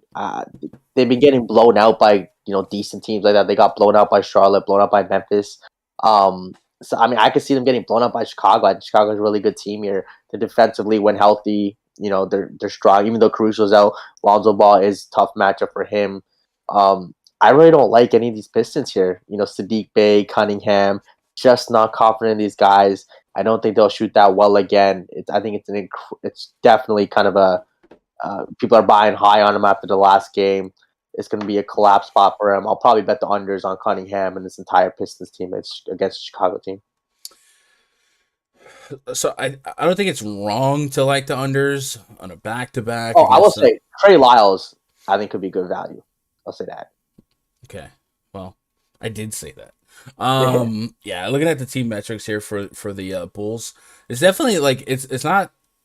I don't think it's not poor founded to like the unders. I think the Chicago Bulls at full strength, I think their biggest weakness will be the power forward spot just because they're undersized. When we look at defensive efficiency on the season, Chicago is going to come in, average plus, and I think they've like many teams had a stretch where they weren't at full strength. They still don't have Caruso, but I do think their guard defense is strong enough. You let Lonzo mix with Cade Cunningham a little bit. Yeah, it's going to probably be a downtick in opportunity. But I don't mind looking at maybe like a Saddiq Bey to maybe take advantage of a usually porous power forward defensive matchup and also this front court matchup. So Saddiq Bey at 6,500 on FanDuel, he might be the way to leverage some of that Cunningham ownership, right? I still expect double-digit shot attempts. Most of them are going to be from behind the arc, 14, 16 shot attempts his last 2 games. I'll take Josh Hart over Saddiq Bey if you want some of that. I'm throwing him out there. I mean, no. Okay. I don't know. Basically, what I'm getting at is the matchup seems better for Saddiq Bey here than it does for Cade Cunningham, at least from a scoring standpoint. Especially if you agree that Lonzo's a little bit of resistance to Cade here. We've seen power forward success. What is Saddiq Bey's lines at PrizePicks here? 17.5 real points, 28 fantasy points. I have him for 35, so I get a 7-point gap between my projection and them. And the real points is interesting. He is a shooter. They do allow a lot of points. He's so up and down. It's tough. Yeah, but I mean, his success versus Cunningham's. By the way, they have Klay Thompson as one of the Taco Tuesday specials, shaving a 19% discount off of his projected 15.5 real points. Right now, you can get him at 12.5 points. So if you guys are out there playing PrizePicks, this is only good for another hour and 14 minutes. Raj, would you like Klay Thompson over 12.5 real points? Yeah, I mean that's fine. Hit the over on that. Their Taco Tuesdays tend to hit the over more often than not. So if you guys haven't signed up for PrizePicks, you only got about an hour to take advantage of this Klay Thompson discounted projection. So go to PrizePicks.com, sign up, use code GUNDACKER, and they will match your first deposit up to $100. No slow drip, none of that playthrough bonanza. You get that as accessible credit. So $100. Bro, their cash out systems, it's amazing. It literally came into my account in 2 days, 3 days. My PayPal account. Yeah, you got it on PayPal? Because I did the Canadian thing. We don't have you have a check system or something they usually do, but since I'm Canadian, they send it right to my PayPal. Lucky. Yeah. God dang it. I got mine within 2 days too, but it was from one of my banks. So yeah. Anyway, Klay Thompson over 12.5 real points. Currently, your Taco Tuesday special. I believe there's going to be one more Taco Tuesday coming. Taco Tuesday special. So every couple hours, you guys can lock in a free pick and handcuff it to another pick you like. So check that out. And maybe we'll talk about some more of these PrizePicks plays that kind of stand out here. But yeah, I think Sadiq Bey could benefit here if we kind of teeter-totter the potential tougher matchup for Cade here. And then, like I said, without with Corey Joseph being not expected to play and Frank Jackson still being down potentially, maybe if you're playing 100K to first, you look at Saban Lee. Who's played some Saban Lee, Kane Hayes. Yeah, I think Frank Jackson's still out. So Saban Lee looks like somebody that at 3,600, maybe, just maybe, he can continue this point per minute production. And we've seen a couple spikes, 27, 30 fantasy points in his last couple games. So I don't know, maybe if we pay a couple extra more minutes going his way in a back-to-back. Just a name. Yeah, that's Big Phil tournament. Nothing crazy, right? I like that. Yeah. And then if we're looking for backup point guards here, Kobe White's 5'8" on FanDuel, 5,600 on DraftKings. Usually expect him to chuck double-digit shot attempts and kind of be the usage hog on the second unit. So I don't mind looking that way either. Let me get caught up on chat before we move on to the next one. Lorenzo says, give me all the base 6,500 FanDuel against DeRozan defense. Yeah, I kind of like it. I like it. Willie McGuire says Ingram or Edwards. I think Ingram's usage is a little bit more solidified. That's a close one, but I probably lean Ingram. But I think Edwards might have the better ceiling, which I guess I don't know. I'll probably lean Ingram. I think it's pretty similar with Ingram having a higher floor. Arizona Drop says give me Zubac at 4.9. He dropped 40 on the Nuggets last time. All right. Is it better for Cunningham if Joseph is out? One less guard. I mean, it can't hurt, right? It can't hurt. Let's put all the Detroit guards on together as a quick Wowie. By the way, if you guys ever want to do these Wowie queries, ! AMF in the chat. It's a free tool. They have a sponsored version as well. I do use the sponsored version, which is awesome. But the basic version is free. So let's put Sadiq Bey, and I also want to put Diallo on the floor at the same time. And just run it as is, and then probably take off Jeremy Grant since we're in the area. Cunningham, Bey, Diallo on, Grant off, 228 minutes of sample size. Cade Cunningham leads the trio at 26% usage rate, Sadiq Bey at 21%, and Cunningham leads them in fantasy points per minute, and also a 34% assist rate. Like I said, tough matchup. Assist rate, he's averaging 5 assists on the season. Might be a couple extra minutes this way without Kojo. What's his PrizePicks assist prop? 5.5. That's probably on point. They have a line for everything on Cade Cunningham. 2 free throws, 2.5 threes, 33 fantasy points. 33 fantasy points. I got him for 41. Can't do it. Lonzo's gonna own Cade. I do like that. I think Lonzo is getting a little close to a price point that I can get behind. He's 68 on DraftKings. Normally I'm looking for 40 plus as we get to that level. I like putting Lonzo against maybe some younger, inexperienced guards, get a couple extra steals. But that's usually more beneficial for my FanDuel expectations. But like I said, the Levine price point of FanDuel is also pretty crazy. PrizePicks definitely needs a better payout process. They're pretty good.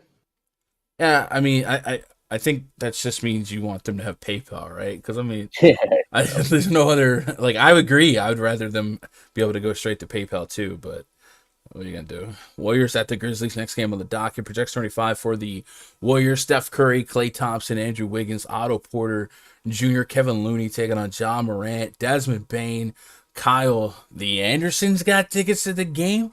How'd they get tickets? Jaren Jackson Jr., Stone Cold Steven Adams. Gonna get you one board. What? 221 is our total 1.5 point spread. Favor the Warriors. So we do have a couple of Qs and outs for the Golden State Warriors. Most notably, Draymond Green out after a little bit of a debacle back-to-back lay in that last outing. But we know he will not play. And then we have a couple of question marks on Gary Payton, I believe, is one of them. So let me pull up the Golden State Warriors. Gary Payton officially questionable with a left ankle sprain. And Otto Porter Jr. is dealing with a sore left junior.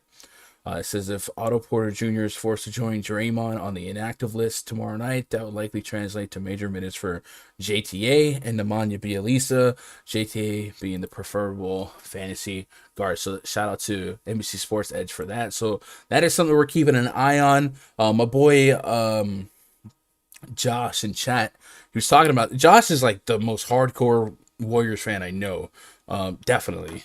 And he was saying Kuminga played some pretty decent minutes last night in the G League, so you might put a little extra expectations on not Kuminga to play deep minutes here if Otto can't go, and JTA would be the option.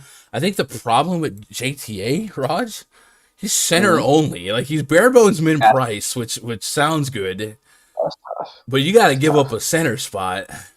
Opportunity cost a little too high for that. Yeah, right. But I guess if we did get those guys out and you split it down the middle between JTA and maybe like Bjelica. Bjelica does offer a little bit of forward eligibility, so there's that. And then narratives for people who like narratives. Raj, you remember when Andre Iguodala played for the Memphis Grizzlies? Mm-hmm. Yep. No, you don't. He played for the Memphis Grizzlies. He wanted out, man. And then there was a little bit of bad blood. Yeah, he wouldn't stood up for them. Yeah.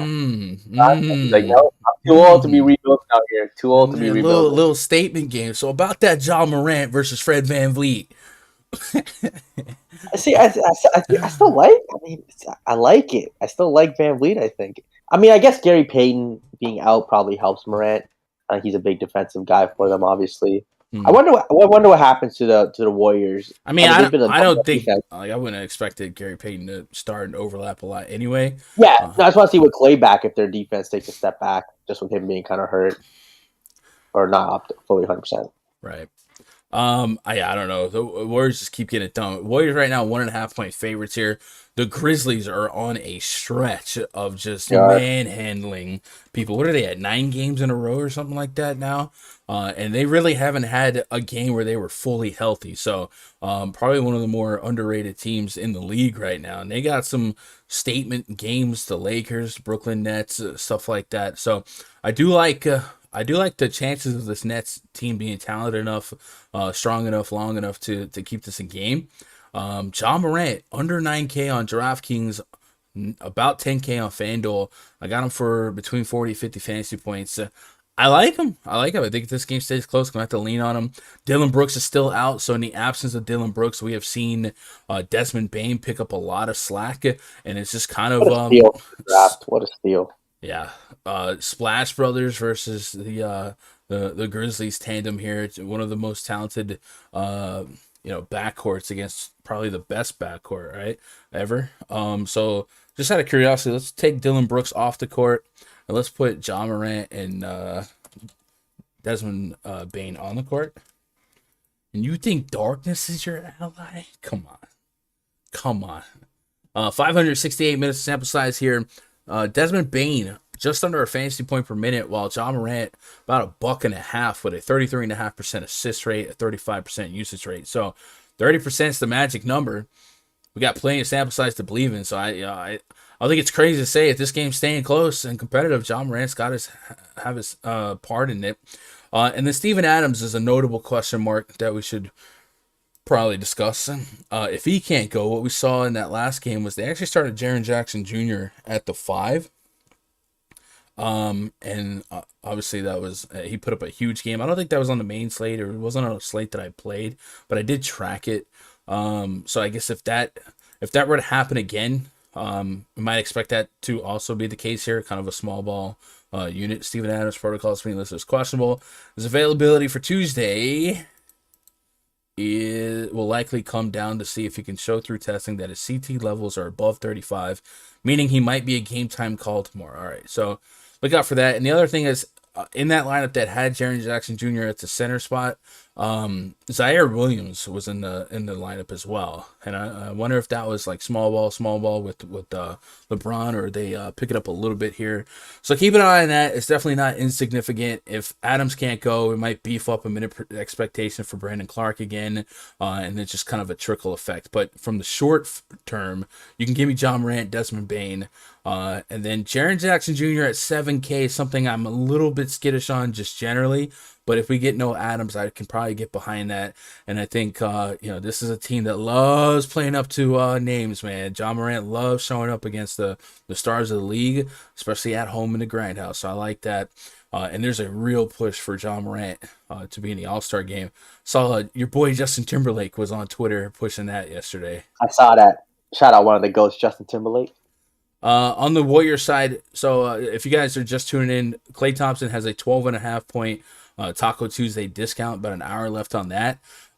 He's 6K. I don't expect minutes to dramatically increase. They said it should be about the same. What we did see in that first game was they just fed him, and I expect that. There was so much hype and narrative around his return that I thought that they would just feed him, and that was the case.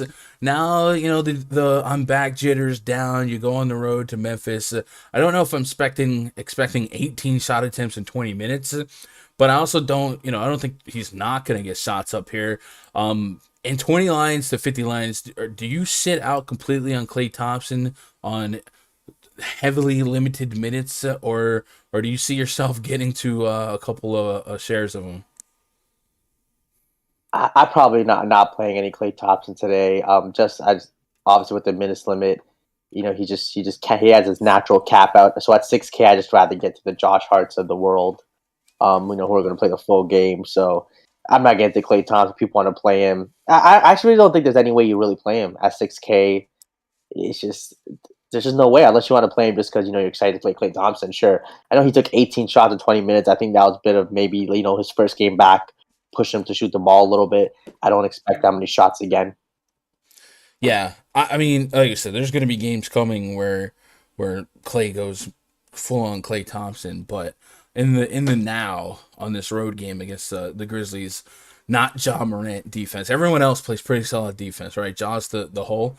I'm not expecting slate breaking results at 6K, but hopefully enough to break 12.5 real points. Andrew Wiggins, another guy I expect deep minutes from, and then I guess if some of these other guards didn't get into some play here, maybe Jordan Poole, Kevin Looney. We mentioned Trey Lyles, who's about the same price. You take out Draymond Green, and then if the cards fell the right way and we lost an Otto Porter or somebody like that, I do think Kevin Looney is worth thinking about. I like JTA. He's center only eligible. We saw 29 minutes against Cleveland, and I do think you are forced to play as big as possible against Cleveland with that lineup.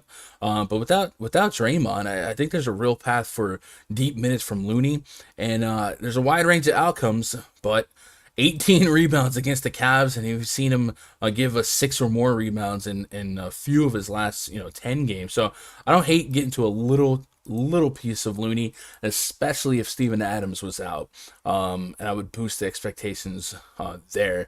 And then, like I said, a slate where we haven't talked about a lot of 3K guys. We mentioned a Jay Crowder, we mentioned Garrett Temple, guys like that. Andre Iguodala, if Porter was out and Peyton was out, a little bit of spiciness between him and this Memphis Grizzlies team that he refused to play for.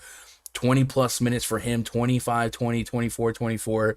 If he can point per minute his way and then maybe plus up to flirt with high 20s, I don't hate getting to a little share of Iggy. I definitely, like I said, I expect a little bit of showmanship to have to rear its ugly head here, but we don't have a ton of 3K specials in our back pocket for DraftKings, so I at least want to explore the thought of Iggy getting to a decent chunk of minutes here. But I would feel a lot better about his viability and his minutes should a Peyton and a Otto Porter not play. So Raj, thinking about some of the point guards that we've talked about, Fred VanVleet, your boy, I mean, I guess I meant John Morant, SGA, Chris Paul. Where does John Morant land? If you had a rank guys 1, 2, 3, 4, is John Morant number 2 in your rose-colored glasses to Fred VanVleet, or do you expect more of a floor game here? Again, tough matchup against Golden State, but with Clay back, no Draymond, no Gabe Payne, I could see their. We just got Bradley Beal out, by the way. Oh, hello. So, I mean, Kuzma to the moon, Spencer Dinwiddie to the moon. Probably SGA even more because I think that game's getting close. Get those price picks, Dinwiddie. I knew they already took it out. Why? Did they? I'm gonna try. They're so quick. I got it yesterday. 28. Kuzma. He's dead. Get Clay. Give me the Clay. God dang it! Oh, it's freezing on me. Yeah, see, they do it so quick. They got a bot or something ready to go for this. They got Underdog Fantasy or somebody connected, and they just move right away. Nah, I got 5 on it. I got it. I got it in there. It's still there. I took the Dinwiddie over fantasy points real quick. There it is. Still there. All right. Chat, you guys want to get on that? So that's one way you can play PrizePicks is try to beat them to the news. But I guess it's worth going back to that Wizards situation because Spencer Dinwiddie just became a much better play at 6K on DraftKings, and then arguably this game probably goes from a 9-point spread to maybe 4 to 5. I don't know how many points Bradley Beal is worth here, but I can get behind. That. Kept you at SGA now too, right? You think it's going to be a closer game? Yeah, a boost for sure, and then Kuzma. So. Also, it is a health and safety thing. Sometimes they don't come out alone, right? So maybe keep an eye on more health and safety news from them. Yeah. Watch Kuzma hit. Everyone bet all these Kuzma unders earlier. Now Kuzma's gonna hit all these overs. Painful. Oh my goodness. I guess, like I said, we owe it to ourselves, chat, to go backwards a little bit. We're at 3:34. I'll try to get you out of here in 10, 20 minutes. Let's take off Bradley Beal. Aesthetically. Dinwiddie. Kuzma. I hope Klay Thompson scores 13 points today. Yeah, anytime I get news, you know what it is, why I don't get it? Because I try to get 5 guys in there instead of 2, and by the time I get the 5th guy, it's gone. Yeah. I only had like $60 on PrizePicks right now, so I need to re-up so I can add that. Dinwiddie has a 25% usage rate, Kuzma 26%, 1.24 DraftKings points per minute for Dinwiddie. So yeah, Dinwiddie at 6K is probably gonna enter tier 1 territory now. And then another guy that might pick up some scoring is if Montrezl Harrell now can get some run here. I do think he's a guy that can give him a little bit of juice. You might worry about what his minutes might be here, but yeah, Bradley Beal. I'm very curious to see where Vegas puts this line because I think Bradley Beal could be worth 4 points here, maybe. Yeah. Anyway, chat. You guys got anything else before we move on to the next game? We only had one game left anyway. Give me all the Bay 6,500 Fanduel. Oh yeah, I'm way up. I'm way behind. Bradley Beal's out. Douglas says, "Yo, Gun, me and my boy. Any standout plays on Yahoo?" So, I mean, I'm probably late to this now, but I guess we can go look at Yahoo projections. Sort it from greatest to least.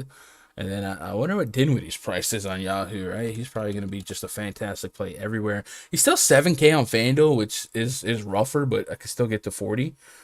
He's at $23 on Yahoo, so that's good for 12% of the salary, which in contrast to the other sites is pretty even. 12% of your FanDuel salary, 12% of your DraftKings. So it's not like he's an egregious value over there, but obviously he stands out. But I think the DraftKings price point is really, really nice.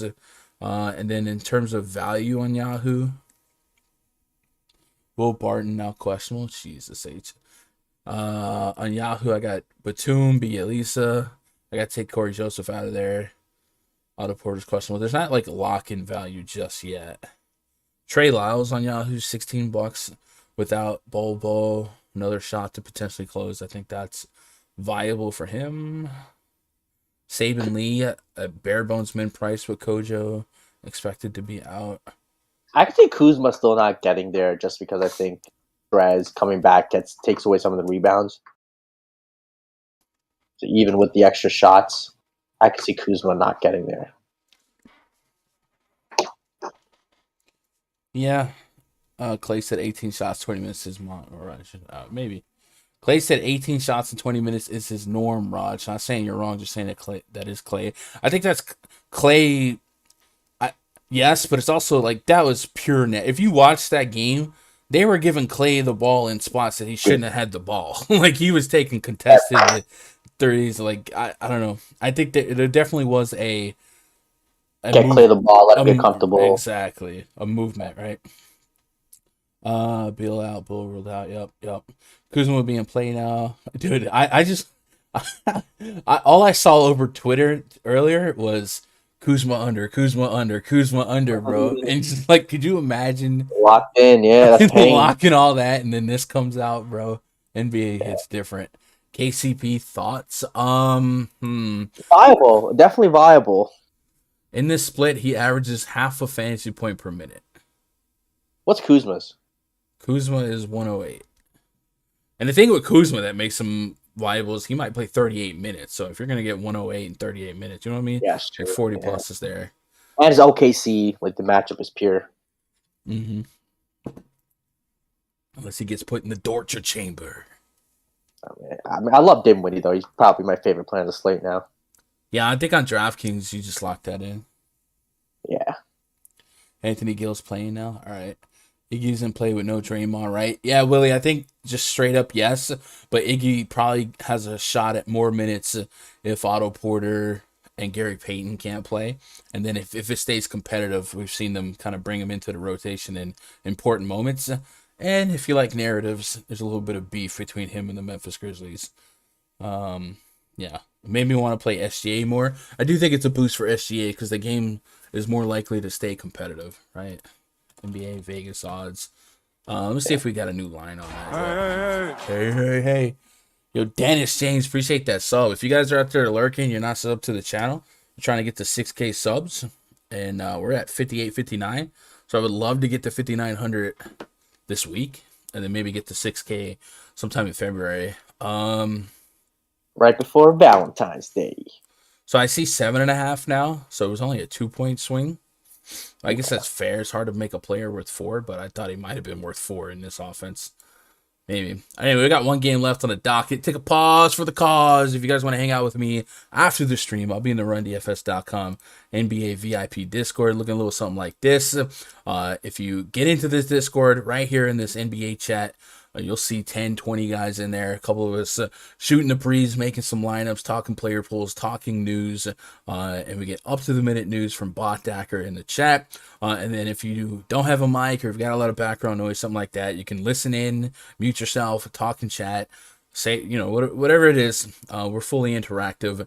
And there's no egos, man. It's still a tight-knit community. We got millionaires, thousandaires, hundredaires, balling on a budget, or if you mass enter or you single enter, whatever it is that suits you, there's somebody here to connect with, and we're a pretty good fraternity, man. It's such a melting pot, Raj. It really is, right? Yeah. We got Canadians, we got Europeans, we got old men, we got young Squad. guns, we got... I'll say that in that voice chat, you will literally get like 8 active guys that you would never see sitting at a table just generally in the public, right? Like that's how different. True. It's beautiful. True. It's beautiful. And we also launched the All-Star to All-Star break. There's only 9 of these left. So if you guys want to lock that in there, get locked in until July 20th. That's the MLB All-Star game scheduled date. You'll get all the rest of NFL coverage, the rest of NBA, the first half of the baseball season, and then in between we'll have some community coverage. We play NASCAR. My boy Luke's back in the mix, helping us out with golf. So you got a lot of bang for your buck. And then, of course, if you do get that All-Star Pass, you'll get $100 towards Fantasy Cruncher. All you got to do is link your accounts. Nuggets at the Clippers main event tonight. Project starting five for the Nuggets: Monte Morris, Austin Rivers, Aaron Gordon, JaMychal Green, Nikola Jokic taking on Reggie Jackson, Amir Coffey, Marcus Morris, Nick Batum, and Ivica Zubac. 213.5 is our total, 3-point spread in favor of the Denver Nuggets. So was there Will Barton news that just dropped that was different than what I had him? Oh, he's now questionable. So he went from out to questionable. That's an upgrade. Yeah. I think, yeah. But it's the last game on the slate. That's interesting because I feel like a reoccurring trend of this show has been lack of value, and then Austin Rivers had the chance of a lifetime to project as a potential value play. Austin Rivers, Fish fan's favorite player in chat. Fish fan in the chat. Yeah. So yeah, this is Jokic spot. I have Jokic. About 2 hours ago, I had Jokic outscoring the field by almost 15 fantasy points. Sounds about right. 13 to be exact. Jokic is just Jokic. He's a monster. And this is his team, and in this spread, a 3-point spread, and whenever you can get deep minutes from him, I know they signed DeMarcus Cousins and whatnot. I still expect 35 plus minutes from him in competitive games, and just no one on the planet is doing what he's doing in terms of per minute production. So Jokic is a decision to be made, Raj, and I'll say this: if him being in the last game, there's never been a better late night hammer than Nikola Jokic. What are you doing with Jokic in context of all these strong centers we've already discussed, and then any bringbacks from the Clippers tugging at your heartstrings? Reggie Jackson under 6K, Marcus Morris under 7K. Any strong leans here? I think someone in the chat did mention, Zubac dropped a nice little 40 bomb in 27 minutes last game against Denver. In only 27. I mean, he doesn't play 30 minutes ever in a game, but against Jokic, you would think they need his size out there. So I feel like they could stretch him out a little bit. So they have 5,100. He's intriguing. Probably more of a DraftKings play because you can put him at a util or center. Giving up a center spot on Fanduel probably a little more risky. Marcus Morris is a guy that's a little up and down, has that 40-point upside. Shout out Chronic. Sometimes gives you 20 points. So I think he's viable, but Denver is not a team I really like to target. Denver has sneakily been blowing out teams. They just destroy teams even with everyone else. It's weird. One of the tools that Denver has that really doesn't get the credit is Aaron Gordon. He's one of their defensive bulldogs that a lot of times they'll sick on opposing guards. And it just really doesn't get the love that it deserves, but he is somebody that can slow down. He can guard a guard, and in this case, between Reggie and Marcus Morris, can kind of guard the hot hand here. So has been a Swiss Army knife when it comes to that, and because he doesn't produce from a fantasy standpoint or dunk over mascots, we kind of forget about him. But yeah, I think Aaron Gordon's kind of a unsung hero on defense there. But when Will Barton's in this lineup, this is a team that I usually just go to Jokic and a share or two of Will Barton. It's probably still a stretch to expect Will Barton to play, all things considered. So let's just pretend that we got Will Barton still out right now. Would you get to anyone else from the Nuggets with a sense of confidence? I do think Monte Morris is an interesting call. Earlier this season, we saw Monte Morris get a couple of games without Will Barton. DKP by game log without Will Barton. Let's go last 5 games. And there was a couple 30 bombs in the mix. 38, 35, 35, 36, and then there's a 16. So maybe it's a coincidence, right? And I think all of that was this season. Yeah, that was all in November and a couple games in December. I think that could be one of the, I don't want to say sneakier plays, but that could be one of the more solid plays on the slate. Should Will Barton be unable to go? I don't know if there was another coincidence, like was Campazzo out as well. Let me double check this box score for Denver. No, Campazzo was in, played 27 minutes. Aaron Gordon was in, so it's still fairly similar lineup. So I think Monte Morris might be somebody that gets a little bit of lost in the shuffle here, especially considering the fact that it's Monte Morris and you just don't expect anything from him. I want to see if I can put maybe quantify that to feel better about myself here. Let me go Jokic on. Let's do Monte Morris on, and then let's do Barton on, Barton off to just see if that's a palpable change that I'm not making up. So this season with these three on the court, Monte Morris is the guy I'm keying in on, has a 0.77 DKP per minute production with 16.6% usage rate. Now we put Monte on, we take Barton off. And let's see, 0.77 goes to 0.83 with an 18%. So it is or 21% with a 101 now that it's adjusted. That's a pretty big boost, Raj. So I don't know where the feel's at on Monte Morris, but this is smelling like a great play if Will Barton's out. So give me some Monte Morris in this split, and give me Jokic. If you had to grab two Clippers, I would assume it's Reggie Jackson and Marcus Morris. But Nick Batum is back and did just represent a pretty deep stretch of minutes for them in that starting lineup.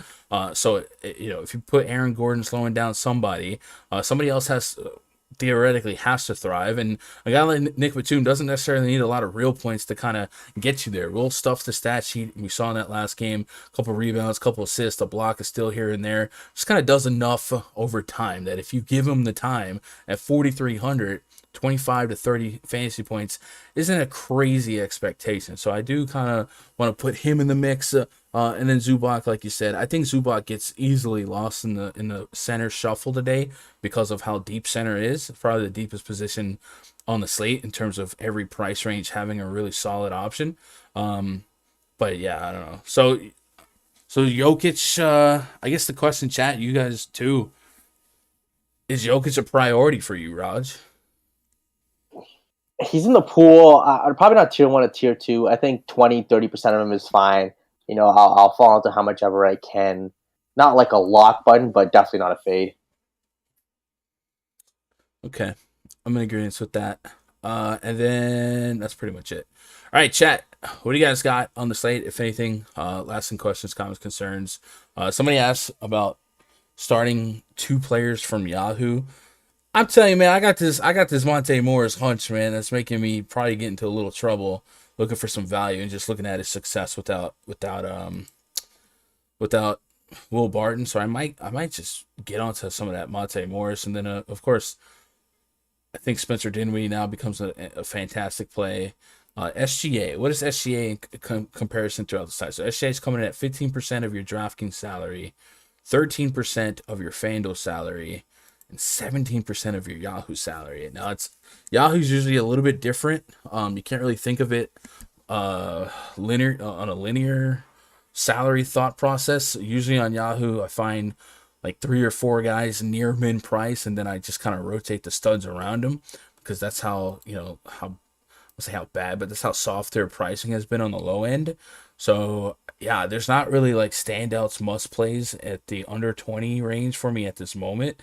But in tournaments, I can justify, sub $20 Reggie Jackson, Saban Lee. We mentioned gets an uptick without Corey Joseph. Trey Lyles is still $16. I don't mind that. So there's still some value option. It's just the names aren't as pretty as you would hope they are. As that you've had the last couple days. So hopefully some more value opens up. And then also in Beal's absence, remember Neto came back for them as well. So you might see him as a play on Yahoo, but he's never really a play I get to with a lot of confidence.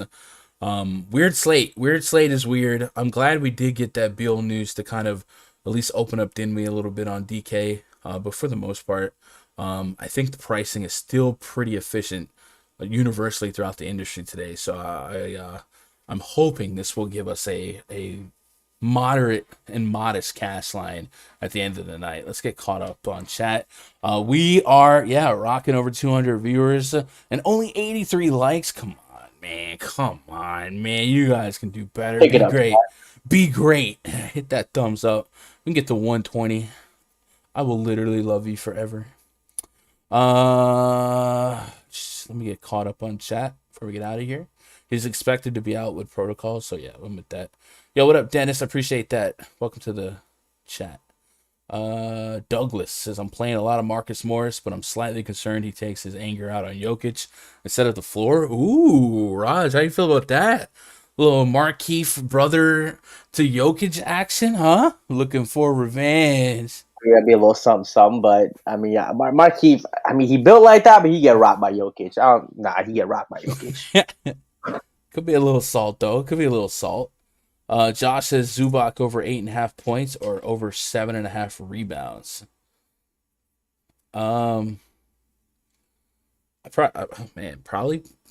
Probably points. I don't really see. What do I have Zubac at? In the player props tab, by the way, if you guys do sign up for VIP and want to play on PrizePicks, we have this player props tab. Good little companion piece. I have him at 9.2 rebounds and 10.7 points. So I probably lean the points, right? Jokic is probably a better rebounder. I mean, I guess he does get those clutch blocks, but I probably lean the points in that split. Josh, KCP or man on Fanduel? KCP should not be a thing, right? Like, I know Beal's out, but am I missing? I guess he could, unless I read that wrong. Wasn't he only at half a point per minute in that split? Let me see. Dinwiddie and Kuzma on. I'm gonna be so salty later when KCP drops 50. Bradley Beal. Let's put Kentavious on as well. So Dinwiddie, Kuzma, KCP on the court. Bradley Beal off the court. KCP's given us half a fantasy point per minute. It's only 70 minutes, but like I don't know that it's a huge upgrade for KCP. He's not really like a scorer, right? So I guess in that regard, I go Terrence Mann. 48 against Houston. Now he did go bananas against Houston, but remember, not only was Dinwiddie out, but I think Beal fouled out pretty quickly in that game, so he did have to pick up some slack. And he also was in one of the best stock matchups. He got 5 stocks to boot. So I don't know, man. I feel like we just kind of know that KCP's not that guy. So I probably lean Terrence Mann, but I guess I understand why you're there. It's not warm and fuzzy. I think the Suns Raptors game would go over 211. I guess that for me that would depend on Scotty Barnes and Gary Trent, but 211, that still seems a little low. I got 223 as the total, so 211, yes, right? Is that an alternate line? Or am I looking at the line wrong? Toronto 223? Do you think the Suns Raptors game would go over 211? Yes. Top stud and other value than Jokic. Top stud on the slate. What do you think, Raj? Top pay up guy that's not named Jokic. Top pay up guy that's not named Jokic. I'm gonna go with my boy Siakam. I'm thinking Ja Morant as a defend the grindhouse statement game, and then also kind of look at Cat and J Val as guys that can go off on each other. I'm starting to like Ja Morant more and more as I think about that game. Yeah. That makes like Boogie and Zubac. Is Boogie in both sites or just one? I think he's just on FanDuel, right? So Boogie comes in on FanDuel. If you think Jokic and Marcus Morris just start getting into a fist fight after the jump ball or something, Boogie is 4,700 on FanDuel. So I guess you could play that narrative in 100K to first, but I don't know. We might be Space Jam reaching on that one. Jokic brothers in the house gonna have Morris shook. Let's go. 2v2 on DraftKings, Ja Morant, Desmond Bane, or Triple J and Brandon Ingram. I think Jaren Jackson is only a great play if Adams is out. If Adams is in, I think he's an okay play. And Ingram is fine standalone. So I guess in that split from this far out, it's Ja Morant, Desmond Bane. I think if you think about what generally will compete with the Warriors, it's shooters, man. And shooters going to shoot. Without Dylan Brooks, Desmond Bane has been really, really doggone good. So Ja and Bane for me. Are you more likely to go 100% Jokic or 0% if Barton is out? I don't think we'll have definitive Barton news in time. I would say I'm not likely to go 100% or 0.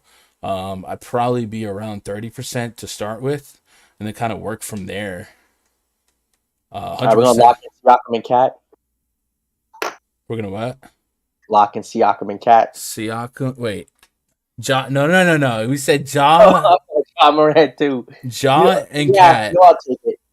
Ja and Cat versus Van Vliet and Siakam. Ja and Cat versus Van Vliet and Siakam. All right, what if let's separate the two bets, but I'm down for the two. Just do 25-25 apiece. I'll take Siakam versus Cat and Van Vliet versus Ja. I don't like it. Why? What do you mean? Like it. We're separating it. You ride with your boys, man. But why would you want to separate it? Why do you want to combine? We'll just separate it. It's two different bets. It's more fun that way. It's more fun having two sweats. There you go. So ride it too. How many real points for Dinwiddie? I guess we can look at what he's done without Bradley Beal, Spencer. Gun scared, Chad. Gun scared. You want to do no 1v1s. What do you mean I'm scared? I'm literally giving you a 2v2. Yeah, I'm giving you 2 1v1s. 17, 20, 27. So Dinwiddie's giving you over 20 real points in 1, 2, 3, 4, 5 of his last 6 games without Bradley Beal. It is the Wizards. Did PrizePicks put Dinwiddie back up? Dinwiddie is not up yet, so they took him down. So I guess if you get a line under 20, like if you can get 16.5, 17.5, 18.5, I guess there's still some room for the over. They will put him back up. Would you go Siakam and Trey Lyles or J Val and Vanderbilt? Siakam and Lyles.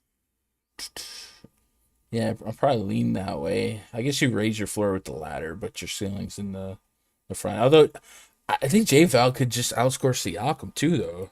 Like looking J Val could be a 50 bomb today. He could. He really actually, could. I have my algorithm like J Val over Siakam for 2 points. Now I'm about to shake all this up in a minute and update projections, but yeah. Thoughts on Rivers' value? I like Monte Morris a little bit more, Jim, but Rivers is very justifiable on a slate that we don't have a ton of value this far out. Y'all's channel is premier, man. Nice in-depth analysis, very entertaining. I appreciate that, Mike.